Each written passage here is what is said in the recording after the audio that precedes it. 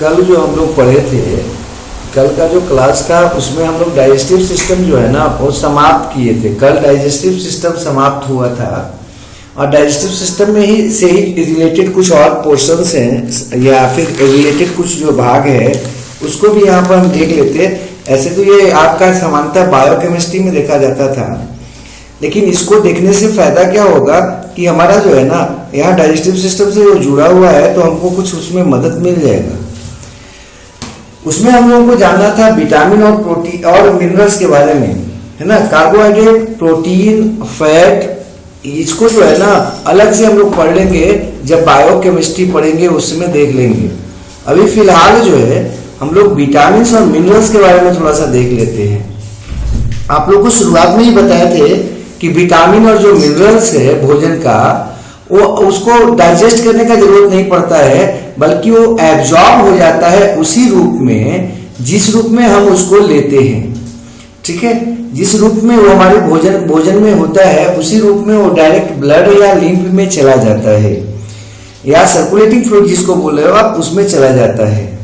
ये जो है ये जो भी आपके मिनरल्स और विटामिन है जो कि एब्जॉर्ब हुए ब्लड या लिम्फ में वो चले जाते हैं सेल्स तक, आपके बॉडी के सेल्स तक, और बॉडी के सेल्स में जाकर वो मेटाबॉलिक एक्टिविटी में शामिल होते हैं, जिससे हमको ग्रोथ हमारा हो पाता है, मूवमेंट हो पाता है, रिपेयर हो पाता है और मेंटेनेंस हो पाता है। पहले भी आपको हम बताए थे, हम लोग देखे थे कि विटामिन और मिनरल्स जो हमारे भोजन के हैं वो हमको एनर्जी नहीं देते, उससे हमको एनर्जी तो नहीं मिलता है, लेकिन आपके जो मेटाबॉलिक एक्टिविटीज हैं उसके डिफरेंट एंजाइम्स हैं उसको बनाने में मदद करता है, अर्थात मेटाबॉलिक को एक्टिविटी को नॉर्मल काम करने में मदद करता है। और इसीलिए जब मिनरल्स या विटामिन की कमी हो जाती है तो हमारा शरीर जो है वो ठीक से काम नहीं कर पाता है, उसका ग्रोथ ठीक से नहीं हो पाता है, इवन वो आपका मेंटेन अपने आप को नहीं रख पाता है। तो अब हम लोग शुरू करते हैं इसमें विटामिन के बारे में। ये ध्यान रखिएगा, ये न्यूट्रिएंट्स हैं लेकिन ये एनर्जी हमको नहीं देते, बल्कि हमको जो है ना सिर्फ और सिर्फ हमारे जो मेटाबॉलिक एक्टिविटी है उसको नॉर्मल बनाए रखने में मदद करते हैं। इसमें जब हम आगे बढ़ते हैं तो आता है विटामिन। विटामिन जो है वो शब्द सबसे पहले कैस्मिर फंक के द्वारा दिया गया था। इनका सोच क्या था, देखो विटामिन जो अभी वर्तमान में जब विटामिन लिखते हैं ना हम लोग तो विटामिन लिखते हैं, VITAMIN विटामिन, ठीक है। लेकिन जो पहले हम लोग विटामिन लिखते थे वो आपका VITAMIN विटामिन लिखते थे। अभी ये जो विटामिन है VITAMIN विटामिन, क्या अंतर है दोनों में, थोड़ा सा इस बात को यहाँ पर समझना। जब शुरुआत में विटामिन का जो है ना बात लाया गया कैस्मिर फंक के द्वारा, कैस्मिर फंक जो थे वो पहला शख्स थे जो इसको लाया था। तो विटामिन के नाम के बारे में पहले बात कर रहे थे। ये जो विटामिन है, विटामिन शब्द आपका दो शब्द से आया है, एक है वीटा, VITA वीटा। आपको हम पहले भी बताए थे कि जो भी आपके बायोलॉजी के जो शब्द हैं, अधिकांश जो शब्द जो पुराने हैं वो ग्रीक वर्ड से आए हैं, जबकि जो नए वर्ड हैं वो सब आपके कहाँ से आए हैं, लैटिन वर्ड से आए हैं, लैटिन शब्द से आया है। और लैटिन आप शायद याद होगा आपको, ये इटली का एक भाषा है लैटियम प्लेस का। जैसे हम लोग के भारत में कई छोटे छोटे जगह हैं, जैसे भोजपुरी जो है ना वो भोजपुरी इलाके का है, मतलब आ रहा है, बक्सर है, इस इलाके का एक भाषा है जिसको हम लोग लैंग्वेज है और जिसको हम लोग क्या बोलते, भोजपुरी बोलते। मगही जो है ना ये गया, पटना, जहानाबाद, अरवल, इस इलाके का एक जो है ना मिला जुला भाषा है जिसको हम क्या कहते हैं, मगही बोलते। इसी तरह से संथाल है झारखंड में, इसी तरह से जो है ना आपका क्या बोलते खोटा है। तो कई भाषाएं हैं जो अलग अलग क्षेत्र में अलग अलग नाम से जानी जाती हैं, ठीक है। इसी तरह से इटली में भी एक छोटा सा जगह है जिसका नाम है लैटियम, वहां का लोकल भाषा था लैटिन। क्योंकि बाद के जो आपके जो भी वैज्ञानिक हुए, जो आपके बायोलॉजी में काम किया इन्होंने, उन सब का जो स्थान था अधिकांश का, वो आपका शुरुआती समय में, मतलब लास्ट नए समय में आपका उनका जो था वो आपका इटली के थे और लैटियन स्थान के थे। इसलिए लैटिन भाषा का जो है ना आपका उन्होंने उपयोग किया अपने कामों में।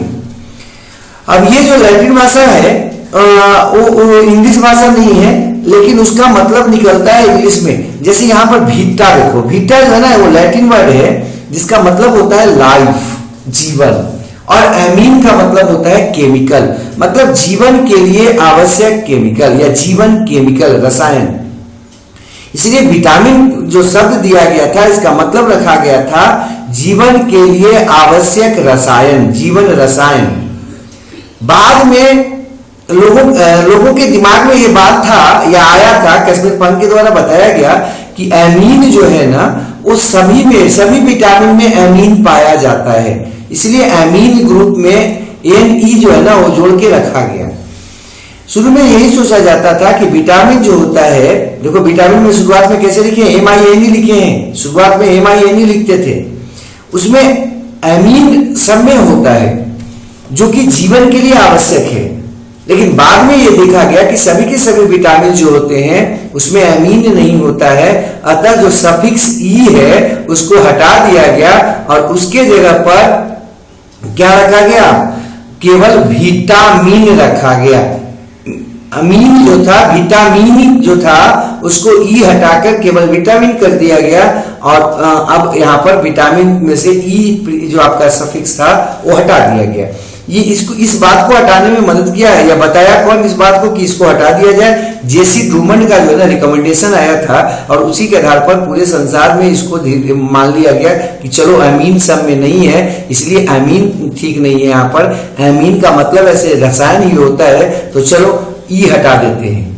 आगे बात हम करते हैं, तो विटामिन क्या है भाई? अगर कोई आपसे पूछे कि विटामिन क्या है, तो उसका अगर आप डिफिनीशन का बात करोगे तो विटामिन जो है, सॉरी यहाँ पर गलत लिखा हुआ है, विटामिन जो है ना वो ऑर्गेनिक कंपाउंड है जो आपको रोज चाहिए काफी कम मात्रा में, किसके लिए? जीवन को स्वस्थ बनाए रखने के लिए और सामान्य ग्रोथ बॉडी में होने के लिए। तो विटामिन क्या है आपके दिमाग में आ जाना चाहिए। विटामिन जो है वो आपका एक रसायन है जो हमको रोज जो है ना कम से कम मात्रा में चाहिए और वो क्या करता है, वो आपके जीवन के लिए आवश्यक होता है। तो यहाँ पर हम बात कर रहे थे विटामिन के बारे में और विटामिन क्या है सो बताए। अब आगे बढ़ जाते हैं। विटामिन जो है ये आपका एनर्जी नहीं देता है, हमारे शरीर को बनाने के लिए आवश्यक जो मटेरियल्स है वो नहीं देता है, लेकिन ये आपके एनर्जी ट्रांसफॉर्मेशन में, एनर्जी का जो रूपांतरण होता है, हस्तांतरण होता है, चेंज होता है। अगर थोड़ा बहुत भी याद हो तो आप लोग सेल में थोड़ा बहुत जानते होंगे कि एक रचना पाया जाता है प्रोटोप्लाज्म, और ये जो प्रोटोप्लाज्म है उसका एक खासियत होता है, ये क्या करता है, बॉन्ड एनर्जी को या केमिकल एनर्जी को आपका लिविंग एनर्जी में या बायो एनर्जी में बदल देता है। तो लिविंग एनर्जी या बायो एनर्जी वहां पर कौन था? ATP था। मतलब बॉन्ड एनर्जी को ये लिविंग के लिए यूज करने वाले एनर्जी के रूप में कन्वर्ट कर देता है। तो यहाँ पर आपके दिमाग में ये आ जाना चाहिए कि प्रोटोप्लाज्म में ही जीवन है, तो क्यों है? तो प्रोटोप्लाज्म का एक खास गुण है जो और कहीं नहीं पाया जाता। वो खास गुण क्या है? ये एनर्जी ट्रांसफॉर्मेशन करता है, रूपांतरण करता है। किस रूप से किस रूप में? तो केमिकल एनर्जी के रूप में या बॉन्ड एनर्जी के रूप में जो एनर्जी होता है उसको लिविंग एनर्जी के रूप में या बायो एनर्जी के रूप में कन्वर्ट कर देता है, और वो एनर्जी किस में स्टोर रहता है? ATP में स्टोर होता है। अब जो है ना हम लोग यहाँ पर टाइप्स शुरू करते हैं विटामिन का। विटामिन जो होता है वो समानता सॉल्युबिलिटी के आधार पर, मतलब किसमें वो डिजॉल्व होगा, सॉल्युबिलिटी के आधार पर ये आपका, इसको हम लोग दो भाग में कम से कम बांट सकते हैं। पहला जो भाग है वो है आपका फैट सॉल्युबल विटामिन, मतलब वैसा विटामिन जो आपका किसमें डिजॉल्व होता है? फैट में डिजॉल्व हो जाता है।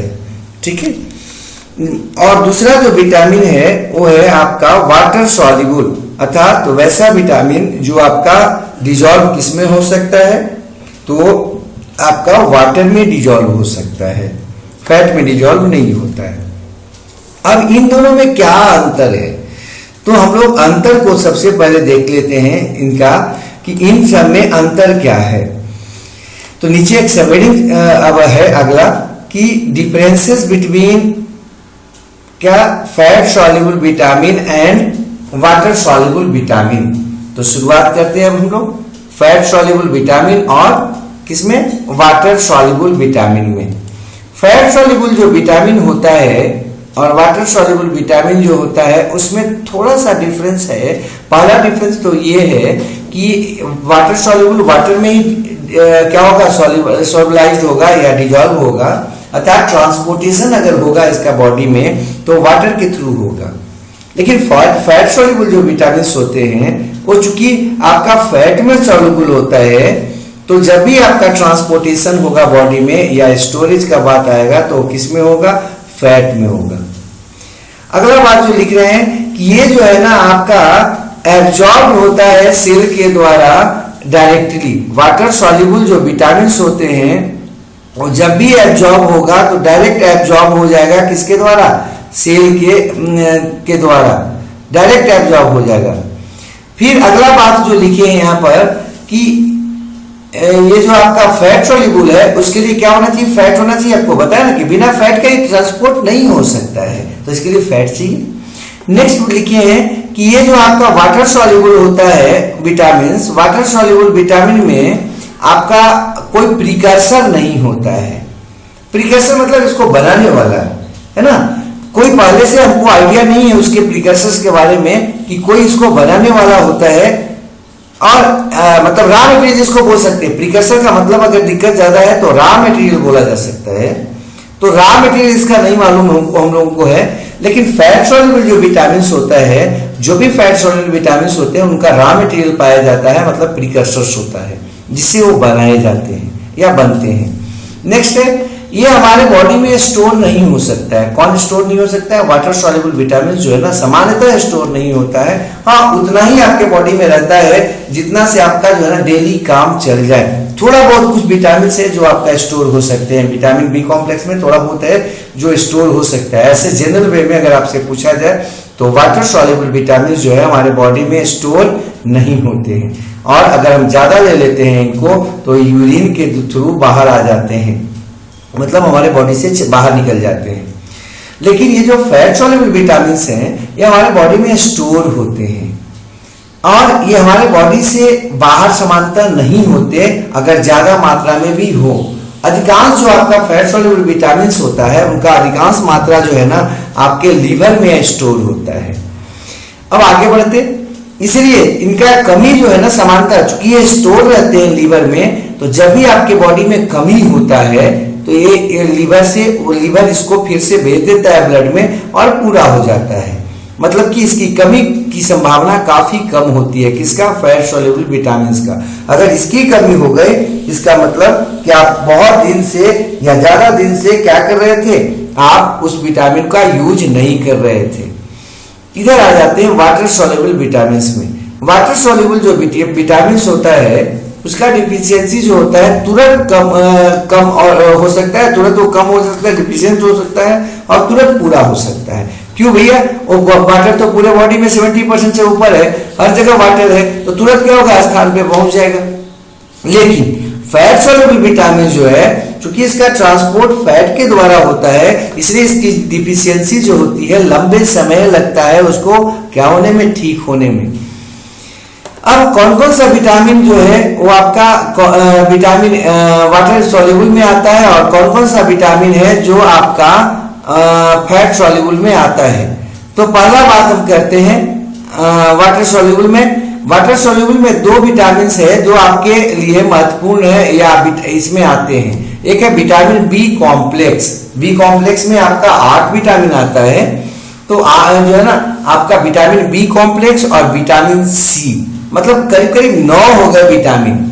8 विटामिन बी कॉम्प्लेक्स का है में प्रकार होता है और एक हो गया विटामिन सी। इस प्रकार से आपको 9 विटामिन जो है ना वो आपका कैसा है, वाटर सॉल्युबल है।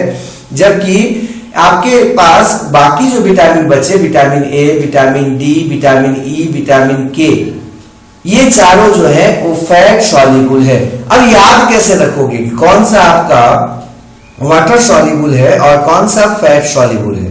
तो कुछ नहीं है, जो कम वाला है, हमेशा बायोलॉजी में जो है ना अगर याद ही रखने का मन हो तो टेक्निक है कुछ उसका, और टेक्निक क्या है कि जो कम वाला हो उसको याद कर लेते हैं, ज्यादा वाला खुद ब खुद याद हो जाएगा।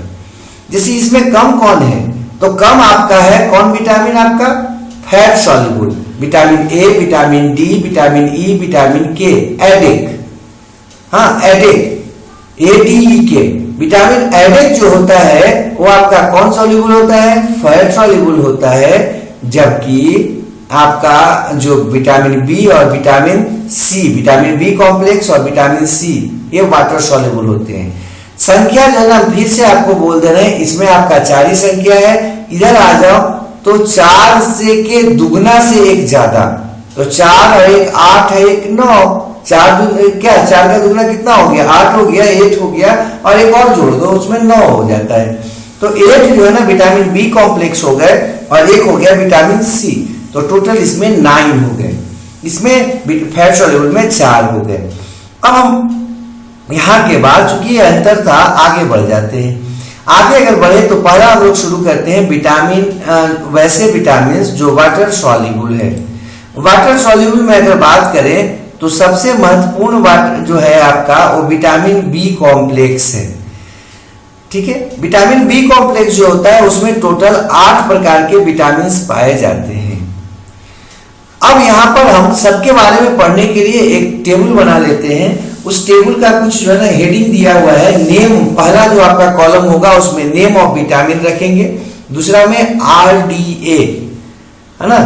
आपका RDA जो है ना वो आपका डेली रिक्वायरमेंट है, रोज कितना आपको चाहिए, रिकमेंडेड है, मतलब ये आपका डॉक्टर के द्वारा बताया गया, ये रिसर्चर्स के द्वारा बताया गया कि इतना विटामिन रोज आपको चाहिए, तो रिकमेंडेड है। डेली आपका जो है ना कितना है अमाउंट, वो आपको RDA कहलाता है। फिर तीसरा है डाइटरी सोर्स, कहाँ से आपको मिलेगा, खाना में किससे मिलेगा। अब टैबलेट दवा का बात तो अलग है, वो तो सप्लीमेंट है, लेकिन भोजन में नॉर्मली आपको कहां से मिलेगा। और फिर नेक्स्ट है इसका फंक्शन, काम क्या करता है। तो काम में जो है ना सबका अपना अपना काम होगा। और चौथा ये हो गया फंक्शन। पांचवा जो इसका कॉलम होगा वो है डिफिशियंसी डिजीजेज, इसके कमी से कौन कौन सा रोग होता है। तो पहला हम लोग शुरू करते हैं कॉलम जिसका नाम है आपका नेम ऑफ विटामिन। सबसे पहला विटामिन जो है विटामिन B1 है, हाँ बी कॉम्प्लेक्स में, और उसको हम लोग थायमीन भी कहते हैं। थायमीन का जो आपका रोज आपको मात्रा चाहिए वो 1.5 mg का चाहिए। रोज आपको 1.5 mg आपको क्या चाहिए, विटामिन B1 चाहिए। और ये मिलेगा कहां से, आप ईस्ट खाओ, ईस्ट शायद जानते होंगे, एक तरह का फंजाई है। ईस्ट से आपको मिलेगा, सीरल से, दाल से मिलेगा आपको, सॉरी सीरल समझते होंगे, खाद्यान्न जिसमें चावल और गेहूं आता है। ठीक है, थोड़ा बहुत दाल में भी आपको मिलता है, लेकिन दाल में से जो है ना ज्यादा आपको अच्छा रहेगा कि आप जो है ना क्या करो, अगर इसका मेन सोर्स में बात किया जाए तो चावल है, गेहूं है। अभी हम लोग क्या करते हैं, चावल गेहूं को जो है ना थोड़ा अथी कर दे रहे हैं, उसका जो भूसी है हटा दे रहे हैं, ऊपर से चावल को भी छील दिया जाता है, तो थोड़ा सा उसमें मात्रा कमा है इसका। तो विटामिन B1 मिलेगा कोची में भाई, फिर से बोल देते, ईस्ट में, सीरियल्स में, चावल गेहूं में। ठीक है, नट्स में मिलेगा, नट्स समझते होंगे आप लोग, वो जो ड्राई फ्रूट्स होता है। लिवर में मिलेगा, मीट में मिलेगा, एग्स में और मिल्क में मिलेगा। फंक्शन क्या है इसका, ये एरोबिक जो ऑक्सीडेशन होता है या मेटाबॉलिज्म होता है कार्बोहाइड्रेट का, मतलब ऑक्सीजन के उपस्थिति में जो कार्बोहाइड्रेट का मेटाबॉलिज्म होता है, उसके लिए जो आवश्यक कोएंजाइम होता है उसको बनाने का काम इसका है, मतलब उसको बनाता है। कोएंजाइम शायद समझते होंगे, एंजाइम का सहायक, ये एंजाइम नहीं है, लेकिन इसके बिना एंजाइम काम नहीं कर सकता है, कोएंजाइम। ठीक है, अगला है डिफिशियंसी डिजीजेज, इसके कमी से क्या क्या होगा। अगर B1 का कमी हो जाए तो आपको एक रोग होता है जिसका नाम है बेरी बेरी। बेरी बेरी में क्या होता है कि जो नर्व्स होते हैं आपके शरीर के, जो नर्व्स हैं, अगर याद होगा आपको थोड़ा बहुत भी अपने पिछले क्लास वगैरह का, तो वहां पर आप पढ़े होंगे कि जो आपके नर्व्स होते हैं उनको हम लोग 3 सिस्टम में बांटते हैं। बीच वाले जो है जैसे ब्रेन और स्पाइनल कॉर्ड, उसको हम लोग सीएनएस कहते हैं, सेंट्रल नर्वस सिस्टम कहते हैं। उससे जो नर्व्स निकलते हैं उसको पेरिफेरल नर्व्स कहते हैं, ठीक है। और उसमें से भी कुछ जो नर्व्स हैं वो जाकर आगे ऑटोनॉमिक नर्व्स का निर्माण करते हैं, ऑटोनॉमिक नर्वस सिस्टम को बनाते हैं।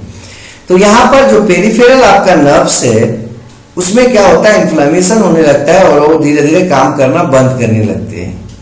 ओडिमा होता है, जहां तहां आपका स्वेलन होना शुरू हो जाता है, जैसे पैर है, हाथ है, ऐसे शरीर के कुछ हिस्सों में सूजन होने लगता है, पानी जैसा जमा होने लगता है, जिसको ओडिमा कहते हैं। सूजन, स्वेलन है, माना। फिर हार्ट फेलियर हो जाता है, आपका हार्ट जो है ना वो फेल कर जाता है। इवन भोजन जो है ना वो आप खाने का मन नहीं करता, मतलब कि भूख आपका समाप्त हो जाता है। ये कुछ आपको बता रहे थे डिफिशियंसी डिजीजेस के बारे में। और डिफिशियंसी डिजीजेस में कौन बेरी बेरी होता है, किसके बाद, किसके द्वारा, किसके कमी से, तो B1 के कमी से। अब हम लोग जो है एक बात और B1 में ध्यान रखिएगा कि B1 जो होता है ना वो आपका हीट के द्वारा जल्दी टूट जाता है। अर्थात वैसे भोजन आपका जो गर्म करके खाते हैं हम लोग या सिंजा के खाते हैं उसमें B1 की मात्रा कम हो जाती है। इसीलिए हम आपको बोल रहे थे कि अधिकांश खाना जो होता है जिसको हम खाते हैं ना उसमें B1 काफी कम हो जाता है, क्योंकि उसको पका के खाते हैं। और इसी के चलते जो है ना लोग पहले बताते थे कि कच्चा अंडा जो है ना दूध में पीने से ज्यादा फायदा करता है। समस्या लेकिन क्या हुआ कि इतना ना ज्यादा वायरस आ गया है अब कि कि जो है ना हम अगर कच्चा अंडा खा लेंगे दूध के साथ तो क्या होगा, वो आपको जो है दूसरा रोग हो जाएगा, बर्ड फ्लू हो सकता है, कुछ और भी हो सकता है। अगला है राइबोफ्लेविन। राइबोफ्लेविन B2 का बात कर रहे थे, विटामिन B2 का बात कर रहे थे। ये आपका जब इस पे हम लाइट मार देते हैं तो ये थोड़ा जो है ना येलो रंग का जो है ना वो लगता है, चमक आता है, चमकदार लगता है। ये येलो चमकदार रंग का चमकदार होता है और आपको दूध वगैरह में भी खूब आपको मिल सकता है, ठीक है। दूध के आइटम में आपको जो है येलोइश आपको ये पता लगेगा। अब ये क्या होता है, आपका सबसे ज्यादा विटामिन डिफिशियंसी जो आपका होता है उसमें से एक जो है ना B2 के कारण भी होता है।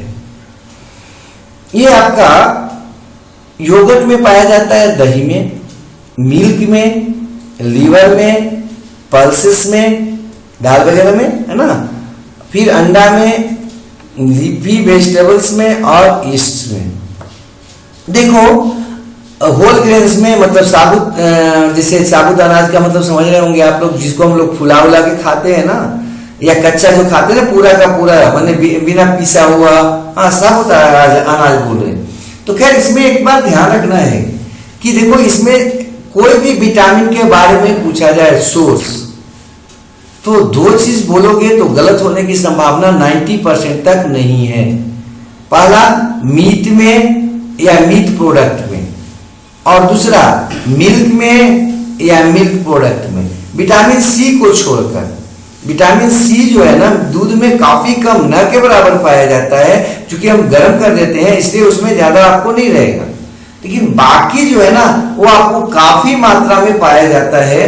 तो अगर सोर्स पूछ दिया कोई आपसे और आप नहीं जान रहे हो तो कम से कम दूध का नाम ले सकते हो या दूध प्रोडक्ट, और दूसरा जो है ना मीट का आप नाम ले सकते हो, क्योंकि मीट में भी अधिकांश जो है ना आपका विटामिन का बात हो जाता है। तो खैर इसका जो एक खासियत है राइबोफ्लेविन, अभी आप देखे थे कि B1 जो है ना वो गर्म करने पर आपका डिस्ट्रॉय हो जाता था, लेकिन ये जो B2 है ना गर्म करने पर ज्यादा डिस्ट्रॉय नहीं होता, ज्यादा नहीं टूटता है। लेकिन अगर उस पर जो है ना यूवी रेज मिले आपको, हाँ विजिबल लाइट मिले, तो वो क्या होता है, टूटता है आपका या डिकम्पोज हो जाता है, डिस्ट्रॉय मतलब कि वो अपने अथी में कंस्ट्रक्ट के रूप में टूट जाता है। कौन, विटामिन B2। अगला बात करते हैं इसका काम क्या है। तो ये कुछ कोएंजाइम्स है जिसको बनाने का काम करता है, या जिनके जो है ना कोएंजाइम्स के रूप में ये शामिल होता है। कौन कौन है? FAD है, फ्लेमिन एडेनिन डाइन्यूक्लियोटाइड, या FMN है, फ्लेमिन मोनो, क्या हो जाएगा? फ्लेमिन मोनोन्यूक्लियोटाइड या फ्लेमिन एडेनिन मोनोन्यूक्लियोटाइड। तो फ्लेमिन मोनोन्यूक्लियोटाइड जो है ये जो है ना आपका क्या करता है? एनर्जी मेटाबॉलिज्म में हेल्प करता है। आपका जो भी एनर्जी का मेटाबॉलिक माने एनर्जी जो बनता है या स्टोर होता है उस सब के लिए कोएंजाइम्स है, FAD, FMN, ये पढ़ेंगे हम लोग, रिस्पायरेशन वगैरह में है पढ़ना। तो वहां पर इसको बनाने में जो है ना ये क्या होता है? सहायक होता है। कौन? B2। नेक्स्ट, इसके कमी से क्या हो सकता है? इसके कमी से आपका जो स्किन है उस पर घाव हो सकता है, लेशंस हो सकता है, या म्यूकस मेम्ब्रेन पर हो सकता है। म्यूकस मेम्ब्रेन समझते तो होंगे आप लोगों को, पीछे डाइजेस्टिव सिस्टम हम लोग देखे थे। डाइजेस्टिव सिस्टम में बताए थे कि आपका ऊपर का तो ये सबको स्किन बोलते हैं, लेकिन डाइजेस्टिव सिस्टम या जो भी अंदर के जो आपके बड़े डक्ट हैं उनके अंदर का जो लाइनिंग होता है, अंदर खुल आप छू के देख सकते हो, ये सॉफ्ट काफी होता है और इसका नाम है म्यूकस मेम्ब्रेन। ठीक है, क्योंकि इसमें से अधिकांश हिस्सों से म्यूकस निकलता है, लसलसा पदार्थ निकलता है, और इसमें क्या होता है? आपका लेसन हो जाता है, मतलब इसमें घाव होने लगता है। जब लेसन हो जाएगा तो इसको क्या बोलेंगे भाई? डर्मेटाइटिस बोलते हैं। तो डायरेक्ट बोल सकते थे लेसन ऑफ स्किन या म्यूकस मेम्ब्रेन की जगह पर डायरेक्ट हम लोग डर्मेटाइटिस भी बोल सकते थे। तीसरा जो है आपका मैंने अगला जो इसका कमी से रोग होने वाला है किसका? विटामिन B2 के कमी से, वो रोग है आपका चिलोसिस। ये चिलोसिस क्या है भैया? आप लोग देखे होंगे गांव वगैरह में ज्यादा होता है ये, कि ये जो आपका माउथ का कॉर्नर होता है, ये कॉर्नर, इस कॉर्नर में क्या होता है? कई बार क्रैक हो जाता है। गांव में इसको क्या बोलते हैं? मुंह आना बोलते हैं, या लगाम लग जाना बोलते हैं। ये जो चिलोसिस होता है ना, ये विटामिन B2 के कमी से होता है। इसके कमी से और क्या हो सकता है? आपके जो लिप्स हैं, मतलब ओठ, टंग, वो आपके क्या हो जाते हैं? पर्पल रेड हो जाते हैं। पर्पल रेड हो जाता है, थोड़ा सा वो आपको दूर से ही नजर आने लगेगा कि वो जो आपका लाल हम लोग का ऐसे जीभ जो होता है थोड़ा लाल होता है, वो पर्पल कलर का होगा, ब्लू कलर का होने लगेगा और चमकदार हो जाएगा। प्लस आपको जो है ना देखने में थोड़ा दिक्कत होने लगेगा। क्या दिक्कत होता है इसके? विटामिन B2 के कमी से। विटामिन B2 के कमी से ज्यादा आंख से समस्या नहीं होगा, केवल इतना ही समस्या होगा कि अगर ज्यादा तेज लाइट पर कहीं मिले तो चमकेगा, आंख चमकेगा, आपका सेंसिटिविटी जो है ना लाइट का आपको बढ़ जाएगा। और ब्लड जो है ना, ब्लड आपका जो है ना विजन हो जाएगा। ब्लड विजन में मतलब होता है आपका साफ नजर नहीं आना, वो धुंधला थोड़ा सा। तो ब्लड जो होता है ना उसमें आपका विजन में आपको दिक्कत होगा, थोड़ा सा साफ नजर नहीं आएगा, हल्का धुंधलापन जैसा बोला है कि आंख बार बार साफ करें क्योंकि पूरा क्लियर नहीं लग रहा है। तो ये सब जो है ना विटामिन B2 के कमी से हो सकता है। इसलिए किसी को चिलोसिस हो जाए, चिलोसिस बताए थे यहाँ पर जो है ना क्रैक हो जाना है ना वो कॉर्नर पर, अगर चिलोसिस हो जाए तो उसको ज्यादा सर्व करना नहीं चाहिए, बल्कि क्या करना चाहिए? जल्दी से उसका उपाय करना चाहिए। उपाय क्या है? विटामिन B2 की कमी आपका पूरा करना। और ये देखिए होंगे आप कॉमन रोग है, इसलिए यहाँ पर लिखे हैं कि विटामिन B2 जो है आपके शरीर में सबसे ज्यादा कमी होने वाला विटामिन है। अगर किसी विटामिन का सबसे ज्यादा आपके शरीर को कमी होता है तो कौन है? B2 है। और ये जो है चिलोसिस अगर किसी को हो जाए तो क्या करना चाहिए? इसको थोड़ा सा साफ कर लेना चाहिए। ऐसे तो पहले ही पता लगने लगता है 2 दिन पहले से ही कि वहां पर जो है खिंचाव लग रहा है इस जगहों पर। तो खिंचाव के समय आपको क्या करना चाहिए कि जो है एंटीसेप्टिक जो भी क्रीम है, जैसे बोरोप्लस है या वेसलिन है या ये क्या बोलते हैं बोरोलिन है, ऐसे कोई केमिकल्स को यहाँ पर मतलब कोई आपका एंटीसेप्टिक क्रीम्स को यहाँ पर लगा दे, लगातार लगा के रखेंगे हल्का, तो क्या होगा? वो आपका क्रैक होने का संभावना कम है, चूंकि वो सॉफ्ट बना रहेगा तो क्रैक नहीं होगा। और दूसरा, अगर क्रैक हो गया है तब क्या करें? क्रेक होने के बाद इस पर कभी भी आप वो मत लगाएं, क्या बोलते हैं उसको, बोरोप्लस वगैरह नहीं लगाएं। तब डायरेक्ट आप क्या करें, तब इसको साफ करके थोड़ा सा रुआ से हल्का जो है ना, हल्का पोंछ के साफ करके उसको वहां पर आप सरसों का तेल लगा सकते हैं। या आप अगर रूम में है, अपना बंद है या घर में रह रहे हैं, तो यहाँ पर थोड़ा सा सरसों का तेल जो है वो जो शुद्ध हो उसको भिंगाकर रुआ पर रखा जा सकता है। वो क्या करता है, एंटीबायोटिक भी होता है और एंटीसेप्टिक भी होता है। वो उसको फटने से रोकेगा और जो फट चुका है उसमें आपका बैक्टीरिया के ग्रोथ को रोकेगा, तो आपको घाव होने की संभावना काफी कम होगी या न के बराबर होगा। तो ये तो आपको चिलोसिस के बारे में हम बता रहे थे। अब हम आगे बढ़ते, ये जो वाटर सॉल्युबल विटामिन है उसमें तीसरा विटामिन पर आते हैं। तो तीसरा विटामिन का बात जब हम करेंगे तो वो विटामिन है आपका तीसरा, एक मिनट, जो है ना तीसरा विटामिन का बात करें तो थोड़ा सा जो है सो ये आपका तीसरा विटामिन जो है वो तीसरा विटामिन में अगर जाए, विटामिन थर्ड में जाते हैं और वो थर्ड विटामिन है आपका निकोटिनिक एसिड। निकोटिनिक एसिड या निकोटिनामाइड इसको बोलते हैं, इसी को नियासिन भी बोलते हैं या विटामिन B3 बोलते हैं। इस पर एसिड का, अल्कलीज का या हीट का, लाइट का या और कोई ऑक्सीडेशन प्रोसेस है, इवन बॉइलिंग का भी कोई खास असर नहीं पड़ता है। किस पर बाबू, विटामिन B3 पर। B3 जो होता है आपका, जिसको निकोटिनिक एसिड कह रहे थे या नियासिन कह रहे थे, ये रोज आपको करीब 20 mg चाहिए। उसके बाद आपका जो डाइटरी सोर्स इसका होता है, डाइटरी सोर्स में लीवर है, मिल्क है, चीज है, एग है, सीरियल्स है, व्हीट जर्म्स है, और ये जो है ना इवन आपके बॉडी के अंदर भी जो है ना अमीनो एसिड एक है ट्रिप्टोफान, उससे बनता है। इसलिए इसकी कमी जो है ना काफी ज्यादा नहीं होता है, हमको काफी कम होता है हमें। इसका फंक्शन का अगर बात करो तो ये काम क्या करता है, तो NADP के बनाने में आपका ये सहायक होता है, उसका कोई एंजाइम होता है, ठीक है। और ये आपका जो NAD या NADP आपको रिस्पायरेशन में पढ़ना है, ये ऑक्सीडेशन रिएक्शन जो रिएक्शन होता है क्रेब्स साइकिल में, उसमें काफी ज्यादा सहायक होता है। इवन ETS में भी इसका बहुत बड़ा रोल है। तो ये तरह का एनर्जी जो है ना वो आपका ट्रांसफर के रूप में ये काम करता है। ये आपका जो NADP है उसका पूरा नाम तो निकोटिनामाइड एडेनिन डाइन्यूक्लियोटाइड फॉस्फेट है, NADP का, NAD का। और अगर DP हो जाएगा तो क्या हो जाएगा, डाइन्यूक्लियोटाइड फॉस्फेट हो जाएगा, DP है ना, डाइन्यूक्लियोटाइड फॉस्फेट, और NAD डाइन्यूक्लियोटाइड। हम आपको इसको पढ़ाएंगे पीछे भी। अगला है डिफिशियंसी डिजीज, इसके कमी से क्या होता है। अगर निकोटिनिक एसिड है या नियासिन है, इसकी कमी हो जाए तो पेलाग्रा होता है आपको। पेलाग्रा है क्या, पेलाग्रा जो है ना एक रोग है जिसको 3D के द्वारा आप बता सकते हो। इसका कैरेक्टरिस्टिक फीचर है कि ये 3D होता है। 3D का मतलब क्या होता है, तो 3D का मतलब हम आपको बताए, इसके पहले थोड़ा सा भी बताते हैं कि वर्तमान में पेलाग्रा के बारे में लोगों का ये कहना है कि 3D से अच्छा है इसको 4D कहा जाए। तो पहला क्या होगा, इसमें डायरिया होगा, जिसको भी पेलाग्रा होगा उसको डायरिया होने लगेगा। दूसरा है डर्मेटाइटिस होगा।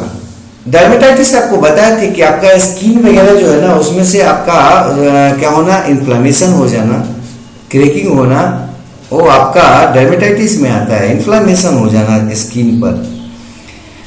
तीसरा होगा डिमेंशिया होगा। डिमेंशिया एक रोग है जिसमें हम भूलते हैं, ये नर्वस सिस्टम का रोग है। और चौथा है डेथ हो जाना। तो ये जो चौथा है डेथ, इसको बाद में जो है ना जोड़ दिया गया है पेलाग्रा में कि अंततः अगर आप इसके कमी को पूरा नहीं कर पाते B3 को, तो अंततः आप मर जाते हैं। तो खैर पेलाग्रा क्या है, पेलाग्रा जो है ना वो आपका समांतर 3D के द्वारा डिनोट किया जाता है। कौन कौन है, डायरिया, डर्मेटाइटिस, डिमेंशिया। लेकिन 4D अगर इसको कहीं पे बताया जाए, अगर एग्जाम में आएगा तो 4D भी अगर ऑप्शन होगा तो 4D कर लेना, ठीक है। और अगर ऐसे समानता इसको क्या करते हैं, 3D के रूप में ही रखते हैं। जो 4th D है, चौथा जो D है वो डेथ से संबंधित है, डेथ है। अब हम आगे बढ़ते, तो चौथा जो आपका विटामिन है फोर्थ, उसका नाम है पायरिडॉक्सिन।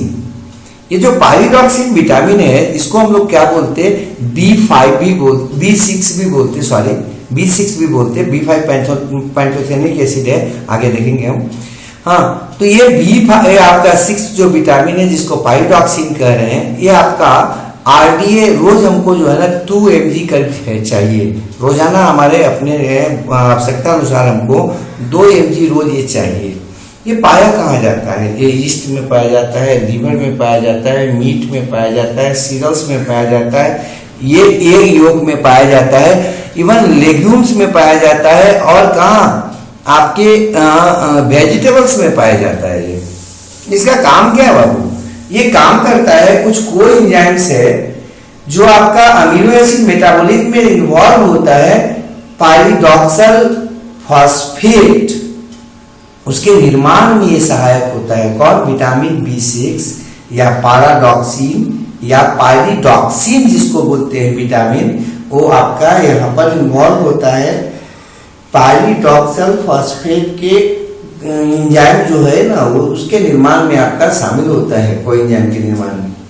इससे जो डिफिशियंसी चीज है काफी रेयर होता है, लेकिन इससे जब होता है तो क्या होता है, स्किन में आपका स्किन फटने लगेगा, घाव हो जाएगा, और आपका आंख के चारों तरफ जो है ना वो थोड़ा सा आपको क्या बोलते हैं, गहरा आपका एक डार्क एरिया बन जाता है, लेसन बन जाता है। माउथ के भी चारों तरफ जो है ना आपका ऐसा कुछ एरिया मिलेगा। तो ये एरिया अगर आपको मिल रहा है तो विटामिन B6 का जो है ना कमी से हो रहा है। प्लस किडनी स्टोन आपको हो सकता है, अगर ज्यादा इसकी कमी हो जाए तो आपको किडनी स्टोन हो सकता है। ये आपको हम लोग पढ़ रहे थे किसके बारे में भाई, तो विटामिन के बारे में पढ़ रहे थे। नेक्स्ट जो विटामिन है उसका नाम है फोलासिन या आपका फॉलिक एसिड। अभी तक हम लोग कितना देख लिए, 4 देख लिए, 5 देखे होंगे ना, 4 देखे हैं, ठीक है। कौन कौन विटामिन आपका यहाँ पर देखिए, पहला जो विटामिन था उसका नाम था B1, उसका नाम है पैंटोथेनिक एसिड, ठीक है, और वो आपको रोज करीब 4 से 7 जो है ना mg चाहिए। ये भी आपका जो है ना काफी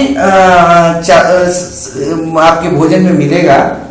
और इसका कॉमन अगर आप कहोगे कि कॉमन इसका जो है ना डाइटरी सोर्स कौन है, तो वही है सेम टू सेम आपका जो है ना फॉलिक एसिड के जैसा ही है। उसका भी लीवर होता है, ईस्ट होता है, एग होता है, पल्सेस होता है, इवन हमारे कोलोन में बड़ी आंत में जो है ना वो आपका बैक्टीरिया के द्वारा इसका निर्माण भी होता है, ठीक है। नेक्स्ट जो हम बात कर रहे थे आपका, इसका काम क्या है, तो ये विटामिन ए का कोएंजाइम ए जो होता है ना, कोएंजाइम ए जो है जो एनर्जी मेटाबॉलिज्म में शामिल होता है, उसमें ये आपका इसका बहुत बड़ा रोल है। नेक्स्ट जो इसका काम है, ये आपका ह्यूमन बॉडी में आपका एनर्जी मेटाबॉलिज्म में बहुत बड़ा इसका रोल है, और हम लोग वहां पर देखेंगे। नेक्स्ट है कि इसका डिफिशियंसी डिजीज क्या है, विटामिन किसका, B5 का। तो विटामिन B5 जो होता है उसका आपका बहुत ज्यादा कोई हम लोगों में रोग इससे नजर नहीं आता है। ये जो अगला जो हम लोग पढ़ रहे थे फोलासिन या फॉलिक एसिड के बारे में हम बोल रहे हैं। फोलासिन या फॉलिक एसिड रोज आपको चाहिए कितना, 0.5 mg चाहिए।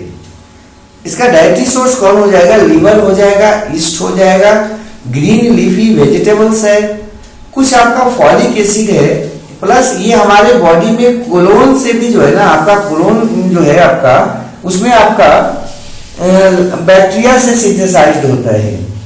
नेक्स्ट जो बात अगर हम करें तो इसका जो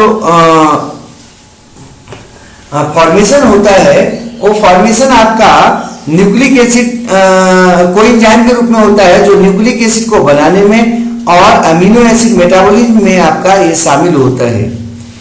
इसका काम और क्या है कि ये जो है ना आपके आरबीसी के मैचुरेशन में या आरबीसी के ग्रोथ में मदद करता है। इसलिए फॉलिक एसिड का अगर कमी हो जाए तो एनीमिया हो जाता है सबसे पहला। तो अब अधिकांश जो गर्भवती माताएं होती हैं प्रेगनेंसी के समय, उनको जो है ना एनीमिया आपका हो ही जाता है करीब करीब। क्यों? क्योंकि आरबीसी का संख्या काफी ज्यादा बढ़ जाता है। उनका आरबीसी बच्चों में भी बनना होता है जो उसके फीटस के रूप में है, और उनके बॉडी में भी आरबीसी चाहिए, तो इसलिए उनमें रिक्वायरमेंट जो होता है ना इसका काफी बढ़ जाता है। तो देखिएगा, आप कई बार सुने होंगे कि जो आपका माँ गर्भवती है या जिसको एनीमिया है, डॉक्टर आराम से उसको बताता है कि आप क्या करो, फॉलिक एसिड और आयरन की गोली लो। तो फॉलिक एसिड क्या करेगा, आरबीसी को बनाने में मदद करता है, उसके विकास में मदद करता है। इससे एक और रोग होता है जिसको बोलते हैं रेड टंग। आपका जीभ जो है ना वो कैसा हो जाता है, लाल हो जाता है। और इससे गैस्ट्रोइंटेस्टिनल डिजॉर्डर्स भी होते हैं, गैस्ट्रोइंटेस्टिनल डिजॉर्डर्स भी इससे होता है। ठीक है, आपको गैस्ट्रोइंटेस्टिनल डिजॉर्डर जो है इससे वो क्या होने वाला है भाई, तो आपको पाचन में दिक्कत होने लगेगा।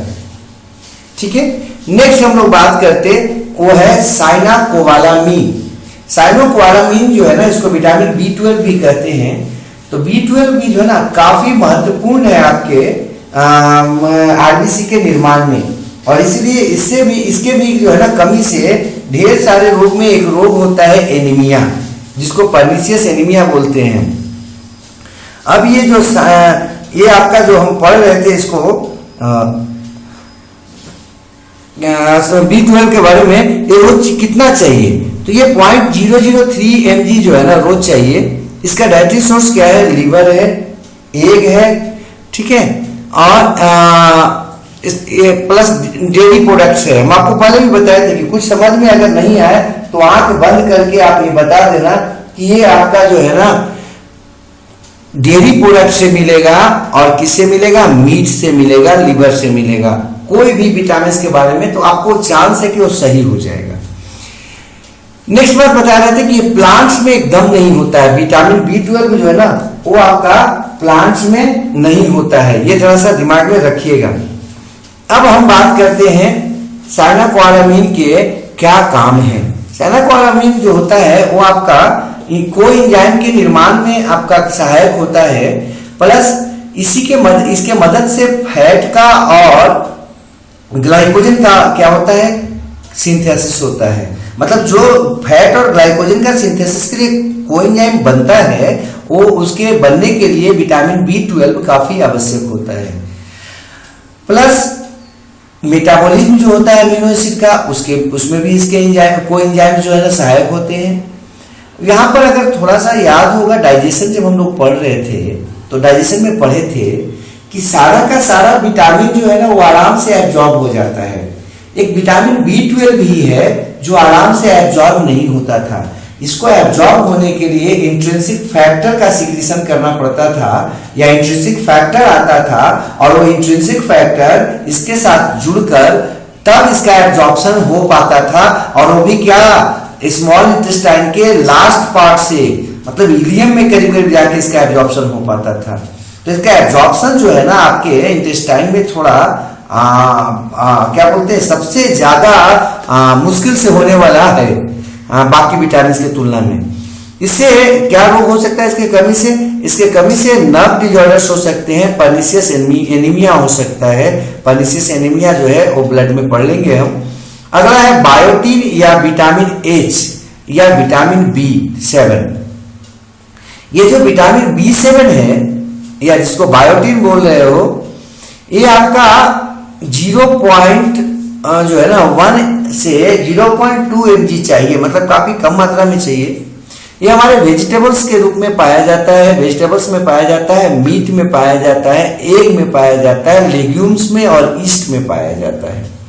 सब जगह देख रहे होंगे आप, वो आ रहा है बार बार, मीट है और मिल्क प्रोडक्ट, वो बोलेंगे तो चल जाएगा। यहाँ पर विटामिन B7 में देखो मिल्क प्रोडक्ट नहीं दिए हैं, क्योंकि मिल्क प्रोडक्ट में काफी कम मात्रा में होता है। लेकिन ऐसे दूध में सब विटामिन पाया जाता है, दिमाग में रखना है। केवल विटामिन C काफी कम मात्रा में पाया जाता है। क्यों?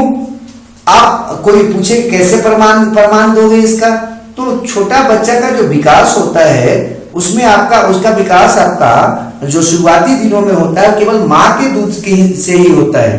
और अगर विटामिन नहीं रहेगा, कोई विटामिन की कमी हो जाएगी, तो क्या शरीर का ग्रोथ बढ़िया से होगा, मेंटेनेंस होगा? अगर नहीं होगा तो बच्चे का विकास कैसे होगा बढ़िया से? वो तो माँ का दूध पी के केवल था। तो दूध में भी आपका दूध अगर बोल दोगे ना, तो करीब करीब सारा विटामिन मिलता है, विटामिन डी वगैरह सब के सब वहां पर आप जोड़ ले सकते हो। हम यहाँ बोल रहे थे कि ये जो आपका विटामिन B7 है, ये करता क्या है कि न्यूक्लिक एसिड निर्माण के लिए जो कोएंजाइम चाहिए उसको बनने में मदद करता है। और इसके कमी से आपको क्या होगा? थकावट रहेगा और डिप्रेशन हो जाता है, मतलब आदमी जो है ना निगेटिव सोचने लगता है। हाँ, नौसिया हो सकता है, जी मिचला सकता है, डर्मेटाइटिस आपको बताए थे कि स्किन में जहाँ तहाँ क्या हो सकता है, इन्फ्लामेशन हो सकता है। और मस्कुलर पेन, आपके जो मसल्स है ना उनमें दर्द होता है, किसके कमी से? विटामिन B7 के कमी से। अगला है विटामिन सी। एक जो विटामिन है आपका विटामिन बी कॉम्प्लेक्स में, वो आपका B5, उसको हम डाल दे, उसको जो है ना इसके बाद हम दिखा देते हैं। अगला है विटामिन सी, या जिसको एस्कॉर्बिक एसिड कह रहे हैं। विटामिन सी या एस्कॉर्बिक एसिड जो होता है वो रोज आपको करीब 60 mg चाहिए, मतलब काफी मात्रा में चाहिए। और ये आपको आराम से मिल जाता है सिट्रस फ्रूट में या ग्रीन सलाद में। एक सलाद का पौधा आता है, ग्रीन सलाद बोलते हैं उसको। हाँ, ऐसे ग्रीन सलाद में आप अपने घर में भी बनाते हो, तो उसमें आपका बंदा गोभी है, थोड़ा गोभी है, ये सबको बढ़िया से धो के काट के जो है ना हम लोग मिला लेते हैं किसके साथ? चुकंदर है, प्याज वगैरह के साथ, तो वो आपका ग्रीन सलाद में आ जाता है। फ्रेश फ्रूट्स है, उसमें उससे आपको मिलता है ये विटामिन सी। टोमेटो है, आंवला है। सबसे बढ़िया जो सोर्स, जो मेन सोर्स माना जाता है विटामिन सी का, वो आंवला को माना जाता है। हाँ, एक आंवला अगर आदमी खाए आराम से जो है ना उसका विटामिन सी की कमी को पूरा किया जा सकता है। तो आप लोगों के सर आंवला तो हर समय मिलेगा नहीं, हाँ, सालों भर मिलेगा नहीं, तब क्या उपाय है? देखो, आंवला जो है ना सालों भर नहीं मिलता, हम मानते हैं इस बात को, लेकिन इसमें एक बात ध्यान रखने लायक है कि आंवला जो है ना उसको आप अचार के रूप में, पिकल्स के रूप में रख सकते हो। आंवला को आप जो है ना आप रख सकते हो अति के रूप में भी, क्या बोलते हैं, मुरब्बा के रूप में रख सकते हो। लेकिन हाँ, ध्यान यही रखना है कि जो भी आप बनाए हो, चाहे तो अचार बनाए हो चाहे मुरब्बा बनाए हो, उसको धूप में ज्यादा न रखें। पहला बात है ना, सुबह का धूप में रखा जा सकता है, वो करीब 7:30-8 बजे तक रखा जा सकता है। उसके बाद धूप में जब हम रखते हैं तो क्या होता है, विटामिन सी टूटने लगता है, ढेर सारे जो आपके विटामिन से उनकी मात्रा कम हो जाती है। सेकेंड बात जो है ना उसमें ध्यान में ये रखना है कि उसको उबाल के नहीं बनाना है, कच्चा आंवला से बनाया जाए। हाँ, तो वो आपका सीख जाता है, वो जो है ना वो आपका धीरे धीरे पक जाता है। अगर उसको हल्का धूप में रखा जाए सुबह में, तो क्या होता है, धीरे धीरे ठीक होता जाता है, खाने हो जाता है, खराब भी नहीं होता है। अगला है, इसका काम क्या है? ये मेंटेन करता है इंटरसेलुलर मैट्रिक्स को, कार्टिलेज का। कार्टिलेज में जो आपका सेल के बीच का जो मैट्रिक्स है, मतलब सेल जो आपस में जुड़े होते हैं, उनको आपस में जोड़े रखने में, आपस में पकड़े रखने में मदद करता है। कौन? विटामिन सी। बोन को, हड्डियों को बढ़िया बनाता है, उनको मजबूत बनाता है, उनको आपस में पकड़ के, सेल्स के उनको आपस में पकड़ने में मदद करता है। और ये क्या करता है, आपके दांत का जो डेंटाइन लेयर था उसको मजबूत बनाता है। इसलिए जब ये आपके शरीर में कम हो जाएगा तो दांत वगैरह में इससे समस्या होने वाली है। इससे कोलेजन फाइबर्स बनता है। आपके कोलेजन फाइबर जो है ना वो आप जानते होंगे, कई जगहों पर पाया जाता है। जो कनेक्टिव फाइबर्स होता है वो पकड़ के ऑर्गन्स को रखता है आपस में। और आपके शरीर में, अगर आपको याद होगा, मसल्स के को आपके बोन के साथ जोड़कर रखता है, कार्टिलेजेस के साथ जोड़कर रखता है। कौन? Collagen fibres. इसके कमी से जो है ना जो रोग होता है उसका नाम है स्कर्वी। स्कर्वी का लक्षण है कि आपका स्किन वगैरह जो है वो डिजेनरेट होने लगेगा, टीथ है वो गिर जाएगा, आपका ब्लड वेसल्स वगैरह जो है वो आपका, या एपिथेलियम वगैरह है वो आपका धीरे धीरे क्या होने लगेगा, खराब होने लगेगा। तो ब्लड सेल फटना शुरू हो जाएगा, हिमोरेज होने लगेगा। जैसे ही ब्लड सेल्स फटेगा, ब्लड एपिथेलियम जो है ना, ब्लड एपिथेलियम फटेगा तो ब्लड वेसल्स से क्या होता है, वो ब्लड बाहर आने लगता है, हिमोरेज हो जाएगा। ज्वाइंट पेन होगा आपको, है ना, जोड़ों पर दर्द होगा, ब्लीडिंग हो सकता है, मसूड़ा से आपको होगा, दांत आपका गिर जाएगा। ये विटामिन सी के कमी से होता है, जिस रोग को बोलते हैं स्कर्वी। पहले जो है ना, जो लोग आपके जाते थे समुद्र में होते थे, हाँ, जिनको हम लोग नाविक बोलते, सेलर बोलते थे, वो जब एक देश से दूसरे देश पहले के लोग जाते थे तो सामान्यतः जो है ना समुद्री नावों का या जहाजों का उपयोग करते थे। तो उसमें 1000 लोग अगर जा रहे हैं तो उसमें से कुछ 100 लोग ही पहुंच पाते थे अपने मंजिल पर। क्यों? उसका सबसे बड़ा कारण था कि उनको एक रहस्यमय बीमारी हो जाती थी और उस बीमारी में लोग जो है ना वो आपका उनका स्किन से खून बहने लगता था, दांत झड़ने लगता था, दर्द होता था असहाय, और अंततः वो मर जाते थे या इतने ज्यादा वो आपके बेचैन हो जाते थे कि लोग उनको समुद्र में फेंक देता था कि जाओ भाई आप मर जाओ। तो ऐसे सेलर इसको डिजीज भी हम कहते थे, स्कर्वी को। बाद में इसके बारे में खोज जब हुआ तो लोगों को मालूम हुआ कि ये विटामिन सी के कमी से होता है। तो पहले जो है ना लोग इसको समझ ही नहीं पाते थे। लोग क्या समझते थे, समुद्र के हवाओं से, समुद्र के जो हवा है ना, पानी तो खुद ले आते थे वो, क्योंकि समुद्र का पानी पी नहीं सकते हैं। तो उनको लगता था कि समुद्र की जो हवाएं होती है ना उससे ये रोग होता है। तो इसको लोग एयरबॉर्न डिजीज भी समझ लिए थे स्कर्वी को। बाद में समझ में आया कि नहीं, ये तो विटामिन सी के कमी से होता है। ठीक है, अब हम आगे बात करें तो नेक्स्ट जो है उसको हम देख लेते हैं, उस स्लाइड को देख लेते हैं। उस स्लाइड कहाँ पर है? हाँ था, उसको हम आपको दे देते हैं यहाँ पर जो है ना, आप देख लीजिएगा।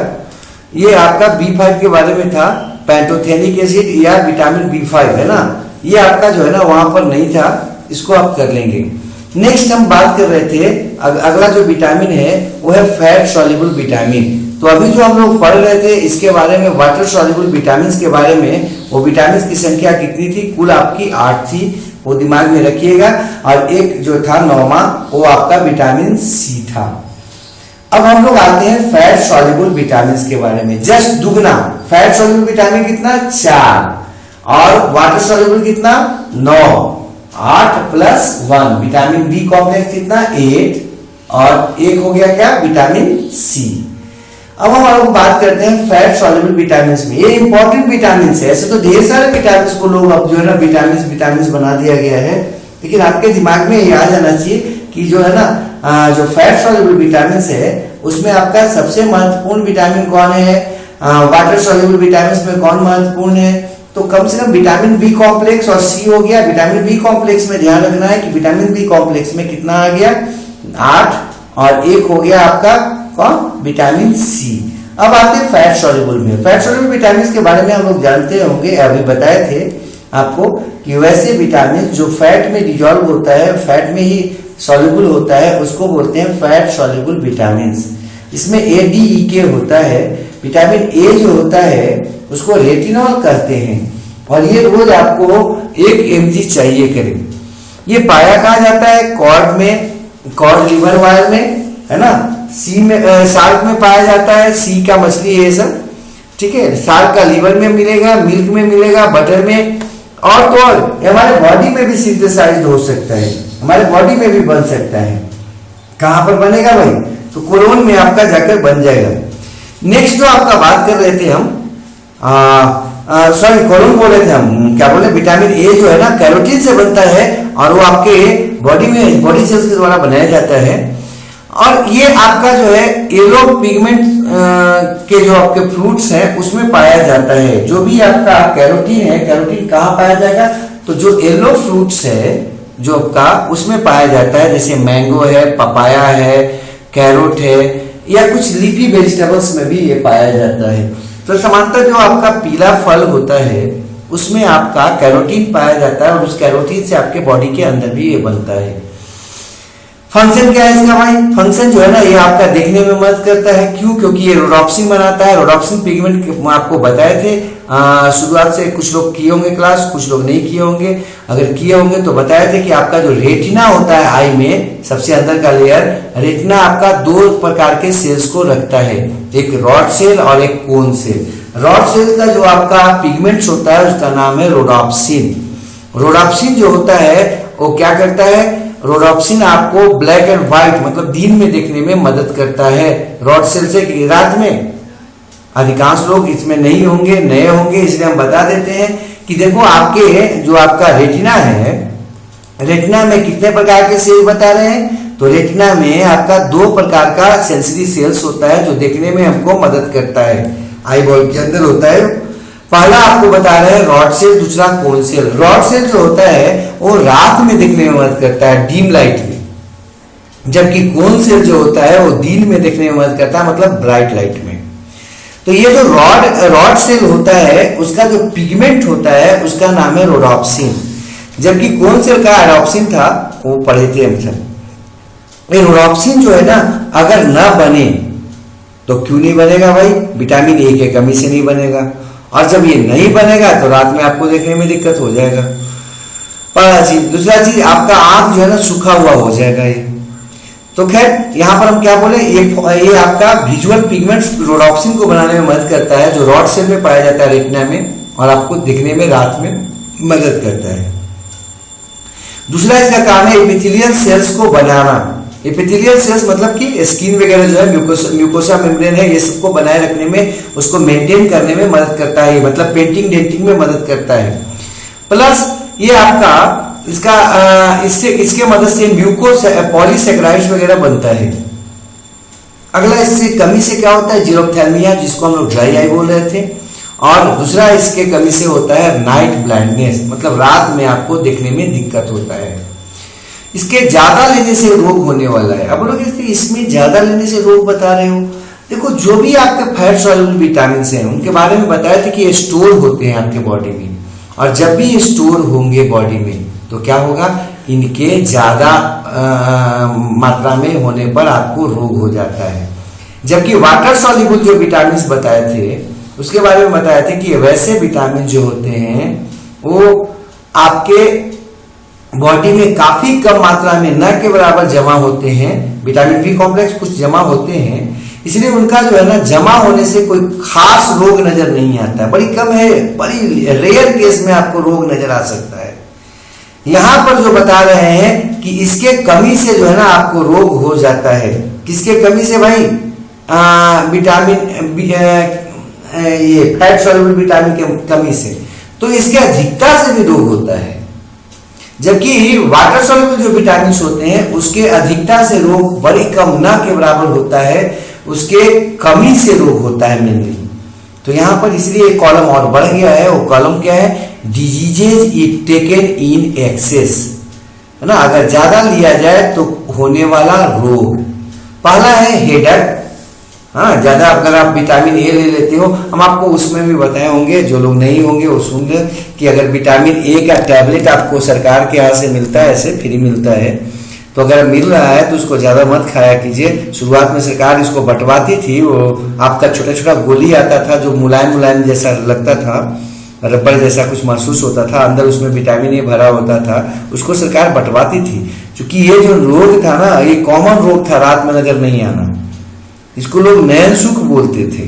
तो इस रोग के रोकथाम के लिए सरकार ने क्या किया, विटामिन ए को अंग्रेज के समय के बाद, या अंग्रेज के समय से ही जो है ना उसको विटामिन ए की गोली को जो है ना बड़े पैमाने पर बांटा जाता था। गांव में, अस्पतालों में, कुछ भी कोई भी चीज दिखाने के लिए आप हॉस्पिटल में जाइए तो आपको ये जो है ना आपको दिया जाता था।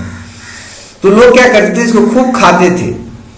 तो इसका जो है ना साइड इफेक्ट जब नजर आने लगा, जब लोगों को साइड इफेक्ट के बारे में मालूम हुआ, तब इसका जो है ना बांटना इसको सरकार के द्वारा फ्री रोका गया। अब कम मिलता है, जब डॉक्टर लिखेगा तभी आपको मिलेगा। तो इसमें सबसे पहला जो रोग है वो है हेडेक। हेडेक मतलब समझते होंगे सिर दर्द जिसको बोलते हैं। दूसरा वोमिटिंग होगा, आपको क्या होने लगेगा अगर ज्यादा खाओगे तो। ये स्किन जो है ना उस पर से वो चोइटा जिसको बोलते हो ना, वो चमड़ा जैसा छूटना शुरू हो जाएगा, जिसको पीलिंग कहते हैं जहां तहां से। फिर आपका टंग, जीभ जो है ना वो फूला हुआ जैसा हो जाएगा। ये विटामिन ए के अधिक मात्रा में लेने से होता है। अगला है विटामिन डी या कैल्सीफेरॉल। ये जो कैल्सीफेरॉल है, ये इसकी मात्रा आपको 0.005 mg चाहिए। ये भी आपका कॉड लिवर ऑयल में, एग में, डेयरी प्रोडक्ट्स में ये सब मिलेगा।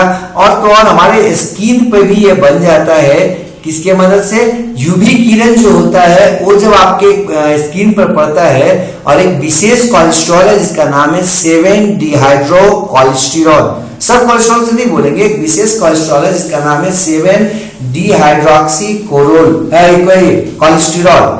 ये इस पर जब यूवी रेज पड़ता है ना तो क्या होता है, विटामिन डी बनता है। इसलिए कहा जाता है, गांव वगैरह में भी कहा जाता था, हमारे पूर्वज कहते हैं कि हमेशा हम लोग को किसके पास जाना चाहिए, तो हमेशा हम लोगों को रहना चाहिए किसके साथ, तो ये आपका जो है ना सूर्य के साथ रहना चाहिए। लेकिन दिन में आप सूर्य के रोशनी में कम से कम रहने का कोशिश कीजिए, चूंकि दिन के समय यूवी बी किरण जो होता है ना, मतलब हानिकारक जो अल्ट्रावायलेट किरण है, जिसको बी बोलते हैं, कैपिटल बी से डिनोट करते हैं, उसकी मात्रा बढ़ जाता है तो आपको कैंसर हो सकता है, स्किन कैंसर या कॉर्निया आपका खराब हो सकता है। तो आपको जो है ना कई कॉम्प्लेक्सिटीज हो सकते हैं। तो इसलिए कोशिश कीजिए कि सुबह में आप जो है ना, जब आपको हल्का धूप लगता हो तो उस समय जो है ना यूवी किरणों की मात्रा भी कम रहती है, आराम से आप सूर्य की रोशनी में बैठा करें। तो इस समानता विटामिन डी की कमी जो है ना उन लोगों को ज्यादा होती है जो घरों में पैक रहते हैं, खास करके अपार्टमेंट। इसको अपार्टमेंट का रोग भी कहा गया था, क्योंकि बड़े ऐसे लोग जो होते हैं अपार्टमेंट में जो होते हैं वो आपके धूप में कम से कम जाते हैं, एसी में रहते हैं, और गाड़ी भी एसी का होता है उनका, तो शीशा नहीं खोलते और धूप में नहीं जाते हैं वो समांतर। ऑफिस भी में भी वो आपका एसी में ही रहते हैं, धूप में नहीं जाते। तो ऐसे लोगों को ये विटामिन डी की कमी ज्यादा होती है, नहीं तो विटामिन डी की कमी समान रूप से नहीं होती है। क्यों नहीं होती है? तो आपके स्किन पे बन जाएगा ये, ठीक है। अब इसमें अगला बात है कि इससे होता क्या क्या है। ये क्या करता है, कैल्शियम की एब्जॉर्प्शन को बढ़ाता है। अतः विटामिन डी की कमी अगर हो जाए तो उस कैल्शियम का जो अब्सॉर्प्शन होता है आपके कहां पर, आपके इंटेस्टाइन के एपिथेलियम से वो कम हो जाएगा या बंद हो जाएगा। अब ये आपका बॉडी जो आपका बोन था, बोन में मिनरलाइजेशन को बढ़ाता है। मिनरलाइजेशन का मतलब होता है बोन में पर कैल्शियम के जमाव को बढ़ाता है। जब कैल्शियम का जमाव बढ़ जाता है बोन पर तो आपका बोन क्या होगा, मजबूत बनेगा, मतलब बोन मजबूत बनाता है ये। अब इसके कमी से क्या होगा, तो बच्चों में जो है ना वो रिकेट्स हो जाता है, और बड़े लोगों में इसके कमी से या एडल्ट में इसके कमी से ओस्टियोमलेशिया होता है। ये आपका बोन का रोग है, हम लोग देखेंगे भी आगे। नेक्स्ट, अगर इसको ज्यादा मात्रा में ले तो क्या होगा। अगर आप ज्यादा मात्रा में लेते हो तो इससे वोमिटिंग होता है, डायरिया होता है और किडनी डैमेज होता है। तो अधिकांश जो रोग आपका है, आपका विटामिन फैट सॉल्युबल, अगर वो ज्यादा मात्रा में लेंगे तो एक रोग जो है ना सब में कॉमन है। वो कॉमन है कौन, वोमिटिंग। वोमिटिंग जो होता है वो करीब करीब जो है ना अधिकांश विटामिन जो है जो फैट सॉल्युबल उनके अधिक मात्रा में लेने पर होता है। नेक्स्ट है विटामिन ई। विटामिन ई को हम लोग टोकोफिरॉल भी कहते हैं या एंटी स्टेरिलिटी विटामिन भी कहते हैं। देखो इसको एंटी स्टेरिलिटी विटामिन क्यों कहते हैं, माना यह जाता है कि जब इसकी कमी होती है ना तो आदमी स्टेराइड हो जाता है। स्टेराइड का मतलब उनका जो आपका प्रजनन क्षमता होता है, निषेचन जो क्षमता होता है वो कम हो जाता है, मतलब उनसे बच्चा होने की संभावना कम हो जाती है।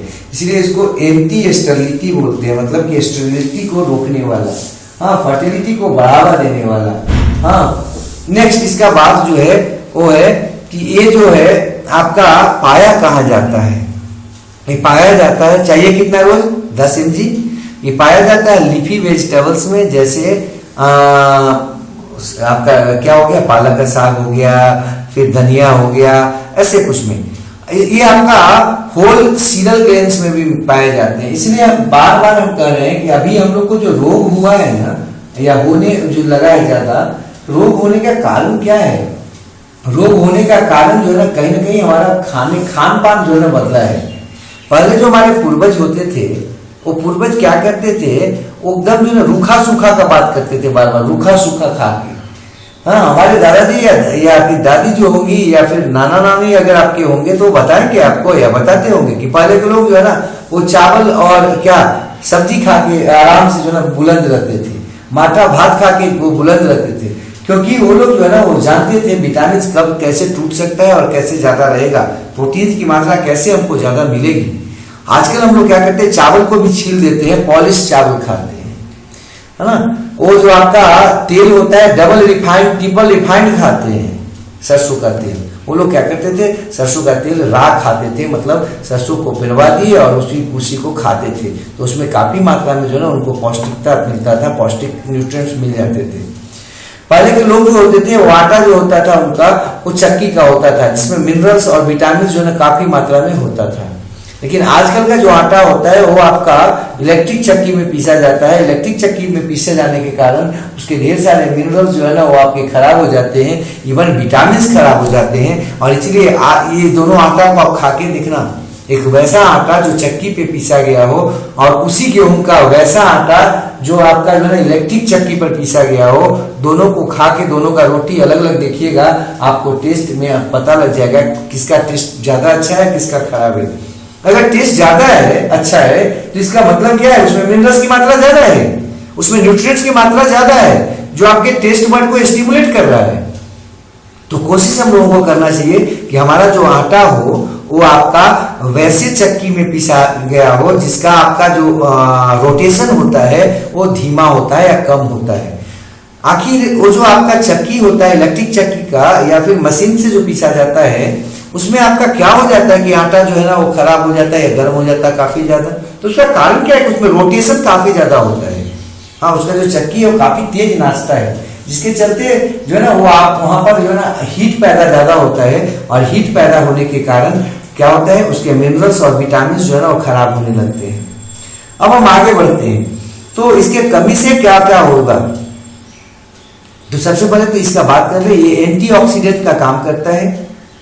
ये पाया कहाँ कहा जाता था, सो बात कर रहे थे आपको, होल सीरियल्स ग्रेन्स हो गए, एक हो गया फ्रूट्स हो गया जैसे टोमेटो वगैरह में, तो टमाटर वगैरह खाना चाहिए, वो एंटीऑक्सीडेंट है और वो क्या करता है, एजिंग को रोकता है, मतलब आपकी उम्र को कम बनाए रखता है, मतलब बॉडी को उम्र के हिसाब से ढलने से रोकता है। प्लस वेजिटेबल्स ऑयल वगैरह में है ना वो मिलता है, कोकोनट के तेल में मिलता है, कोकोनट में मिलता है, पीनट में मिलता है, सोयाबीन वगैरह में मिलता है। तो ये इसके बारे में यही समझ लो, विटामिन ई है क्या।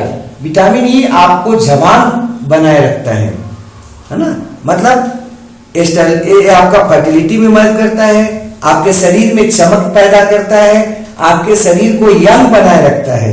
कौन? Vitamin E. इसलिए आप देखोगे अभी तो जो शैम्पू वगैरह उसमें भी लोग लिख देता है कि विटामिन ई डाला हुआ है।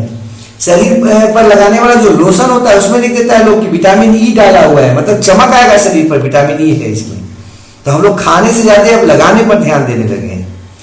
नेक्स्ट है रिप्रोडक्टिव, इसका क्या हुआ, ये प्रिवेंटिंग सेल मेम्ब्रेन डैमेज लिखा हुआ है, ये एंटीऑक्सीडेंट है, तो इससे कैंसर भी आपका कम होता है। तो विटामिन ई अगर हम खाते हैं तो कैंसर को भी ये रोकता है।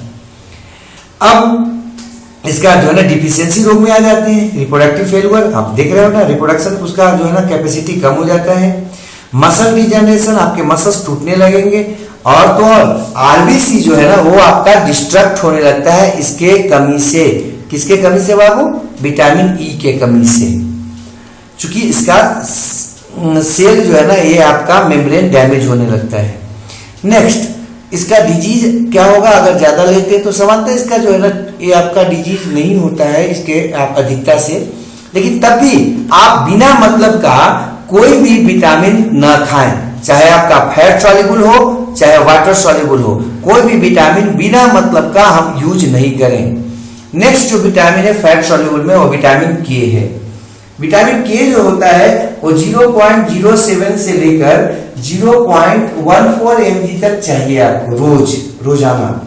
इसको एंटी हीमोरेजिक विटामिन कहते हैं। एंटी हीमोरेजिक, हीमोरेज क्या है? ब्लड का बहना, ब्लीडिंग को ही हम लोग हीमोरेजिक कहते हैं, मतलब ब्लड का बहना आपके बॉडी से क्या कराता है? हीमोरेजिक कराता है। तो ये एंटी हीमोरेजिक है, मतलब आपका ब्लड को बहने से रोकता है, पहला बात। दूसरा बात, ये जो है कोगुलेशन विटामिन भी कराता है, मतलब खून को जमने में मदद करता है, इसलिए ब्लीडिंग को रोकता है। तो इसका काम क्या है? खून को जमने में मदद करता है, और इसीलिए ये क्या करता है? ब्लीडिंग को रोकता है। इसलिए एंटी कोगुलेटरी हार्मोन भी इसको बोलते हैं, मतलब सॉरी कोगुलेटरी हार्मोन भी बोलते हैं, कोगुलेशन हार्मोन बोलते हैं, और एंटी हीमोरेजिक आपका इसका क्या बोलते हैं? विटामिन बोलते हैं। इसका जो है ना सोर्स क्या है? डाइटरी सोर्स तो हरी सब्जियां हैं, फल है जो फ्रेश हो। कभी भी आप यहाँ पर सब फ्रूट्स में हम फ्रेश करके तो नहीं लिखे, लेकिन कभी भी आपके दिमाग में फ्रूट्स अगर कहा जाए तो ये मत समझिएगा कि वैसे फ्रूट्स जो आपके असमय मिल रहा हो, उस फ्रूट्स में आपका जो है ना विटामिन बड़ी कम मात्रा में होता है। जैसे मान लेते हैं सेव का समय नहीं है और आप जो है 100 रुपये 200 रुपये 250 रुपये सेव खरीद रहे हो, क्या हम तो सेव खा रहे हैं, हमको खूब विटामिन मिलेगा, मिनरल्स मिलेगा, तो आप गधा बन रहे हो। हाँ, उसके जगह पर आपको क्या चाहिए, वैसे विटामिन, वैसे जो है ना फ्रूट्स लेने चाहिए जो फ्रूट्स आपको हम बताते हैं थोड़ा। हाँ, वैसे विटामिन आपको लेने चाहिए जो विटामिन, वैसे विटामिन हमको लेने चाहिए जो विटामिन अभी समय पर है। जैसे मान लीजिए सेव अगर कोई 200 रुपये किलो खा रहा है और अगर उस समय जो है ना आपको क्या मिला है, अमरूद आपको जो है ना सस्ता मिल रहा है, 10 रुपये 5 रुपये अमरूद मिल रहा है, तो आप जो अमरूद खाएगा ना वो सेव से ज्यादा जो है ना विटामिन और मिनरल्स पाएगा। मान लेते हैं अभी खीरा जो है ना वो आपका खीरा का मौसम है, जिस समय भी बात कर रहे हैं हम खीरा का मौसम है, और उस समय लोग जो है ना वो क्या कर रहे हैं, वो काफी महंगा फ्रूट्स जो है ना वो विदेशी फ्रूट्स खा रहे हैं महंगा के, या आम खा रहे हैं जो कि रखा हुआ था कोची में बाग कोल्ड स्टोरेज में, तो क्या कर रहे हैं उनको उतना फायदा नहीं होने वाला है। पपीता का समय है और क्या करें पपीता न खाएं, बाकी जो है ना वो आपका क्या कर रहे हैं कुछ दूसरे फल्स खा रहे हैं जो आपको इंपोर्टेड है, विदेश से मंगाया गया है या असमय वाला है, वो आपका कोल्ड स्टोरेज से रख के मंगाया गया है, तो वो सब फल उतना ज्यादा असर नहीं करेगा जितना कि आप वैसे फल को खाओ जो फल आपके मौसम वाले हैं। इसलिए कहा जाता है कि जो सस्ता फल बाजार में मिले, सस्ता, वो सबसे अच्छा होता है। जैसे केला का समय अगर है तो केला अगर समय होगा तो क्या होगा, सस्ता मिलेगा, अगर लीची का समय होगा तो सस्ता होगा वो, तो जो सबसे सस्ता फल होता है बाजार का वो सबसे अच्छा होता है। और पका हुआ केला के बारे में क्या कहना है, अगर पका हुआ केला है तब तो वो जबरदस्त होता है, एकदम पका हुआ केला हो जिसमें थोड़ा वो कहा जाता है कि दाग आ जाए उसके अथी पर, स्किन पर, और थोड़ा सुगंध आए उसमें, तो केला जो है ना सबसे बढ़िया है, खाने लायक है, उसका टेस्ट भी देखना कभी बहुत जबरदस्त होता है। अब इसका काम क्या हो गया भैया, ये ब्लड क्लॉटिंग में मदद करता है, ये भी आपके कोलोन में बनाया जाता है, ब्लड क्लॉटिंग में मदद करता है, और जब ब्लड क्लॉटिंग में मदद करेगा तो इसके कमी से क्या होगा, ब्लीडिंग होने लगेगा, और सामान्यतः अधिक मात्रा में लेने पर इससे ज्यादा कोई रोग नहीं होता, ये ज्यादा कोई समस्या उत्पन्न नहीं करता है। तो अब हम जो है ना आगे ये विटामिन देख रहे थे, विटामिन देखने के बाद विटामिन समाप्त हो गया है, किसी को कुछ पूछना होगा तो मिनरल्स क्या है, मिनरल्स का जो है ना रियली में इसको अगला दिन देख लेंगे, लेकिन थोड़ा सा इसके बारे में कल समझ में आइडिया ले लें। विटामिन सब समाप्त हो गया है, विटामिन को देख लीजिएगा, विटामिन में क्या क्या पढ़ लिए, विटामिन 2 प्रकार के थे, एक वाटर सॉल्युबल और एक फैट सॉल्युबल। वाटर सॉल्युबल में कितना विटामिन था, 9 था, जो प्रमुख है आप देख लीजिएगा, जिसमें दो आपका, जिसको दो कैटेगरी में बांट सकते हैं, विटामिन बी कॉम्प्लेक्स और दूसरा क्या था vitamin C. Vitamin B complex कितना था, 8 है, 8 टाइप्स का है, और विटामिन सी ये आपको 9 जो हुए वो हो गए वाटर सॉल्युबल। अब फैट सॉल्युबल विटामिन का बात करते हैं तो 4 जो था वो फैट सॉल्युबल था, vitamin A, vitamin D, vitamin E, vitamin के, एडेक। तो विटामिन एडेक का बात जो है वो आपको हम किए यहाँ पर, और फैट सॉल्युबल विटामिन और वाटर सॉल्युबल दोनों का बात कर दिए, खत्म कर दिए। अब मिनरल्स का बात करते हैं। जैसे मिनरल्स का बात आएगा, मिनरल्स का मतलब होता है जो सॉइल से प्राप्त हो, मतलब माइनिंग के बाद प्राप्त हो, मतलब मिट्टी को हटाने के बाद प्राप्त हो, उसको कहते हैं मिनरल्स। तो मिनरल्स जो होते हैं सामान्यतः इनऑर्गेनिक कंपाउंड होते हैं, दिमाग में एकदम रखिएगा, और ये माइनिंग से निकलते हैं, मतलब जमीन को खन के निकलते हैं, जमीन से प्राप्त होते हैं, मिट्टी से प्राप्त होते हैं। आपके बॉडी वेट का करीब 4% जो हिस्सा होता है वो मिनरल्स का बना होता है, मतलब कोई अगर 100 केजी का है तो 4 किलो उसमें क्या होगा, मिनरल्स होंगे। ये आपके कंज्यूम्ड एलिमेंट के रूप में नहीं हो सकते हैं। जो भी मिनरल्स होते हैं जब भी उसको हम कंज्यूम करते हैं तो कंपाउंड के रूप में कंज्यूम कर सकते हैं, वो मिनरल्स के रूप में नहीं हो सकते, आपको प्राप्त हो सकते। अर्थात जैसे हम आप लोग NaCl खाते हैं, तो NaCl जो लेते हैं वो आपका कैसे किस रूप में है, तो NaCl देखेंगे एलिमेंट के रूप में है ना, क्या है, सोडियम और क्लोरीन। सोडियम Na के रूप में अलग हो जाता है, जैसे ही आपके बॉडी के अंदर जाता है तो क्या होता है, वाटर में वो Na और Cl के रूप में अलग अलग हो जाता है, तो हम एलिमेंट के रूप में इसको ले लिए। लेकिन बाकी जो भी आपके मिनरल्स हैं उसको हम एलिमेंट के रूप में नहीं ले सकते हैं। उसको जब भी लेते हैं तो कंपाउंड के रूप में लेते हैं।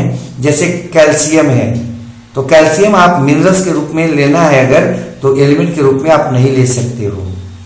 जैसे सोडियम है, सोडियम को आप तो ले लिए मिनरल्स के रूप में, एलिमेंट के रूप में, तो ध्यान रखिएगा Na के रूप में ले लेते हैं, लेकिन वैसे कैल्शियम को Ca के रूप में नहीं ले सकते।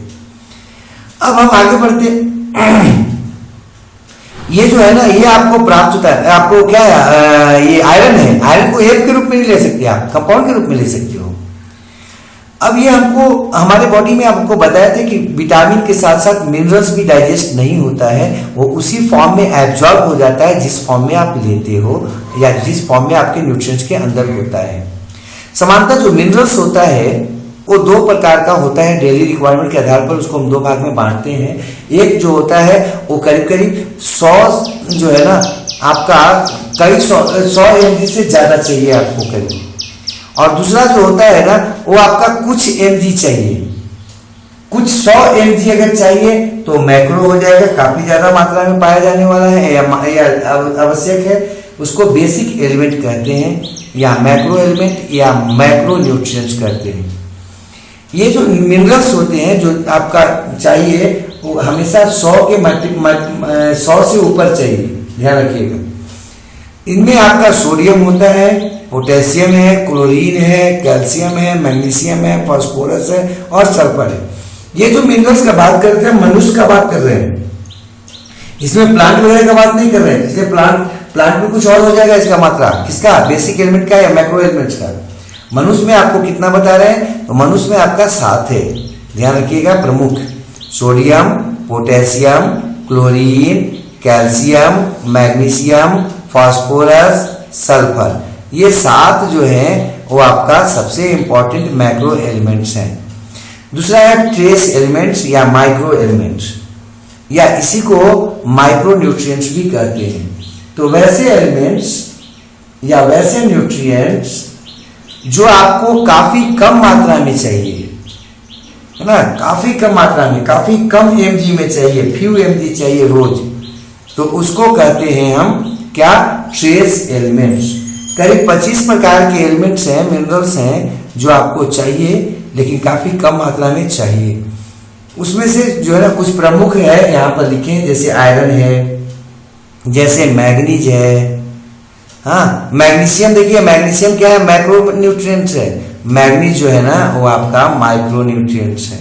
फ्लोरीन है, आयोडीन है, कॉपर है, कोबाल्ट है, ये सब रोज आपको चाहिए लेकिन काफी कम मात्रा में चाहिए, मिलीग्राम में, काफी कम मिलीग्राम में चाहिए आपको। तो ये आपको हम लोग मिनरल्स देख रहे थे और विटामिन देख रहे थे। मिनरल और विटामिन खत्म तो नहीं हुआ, लेकिन हाँ विटामिन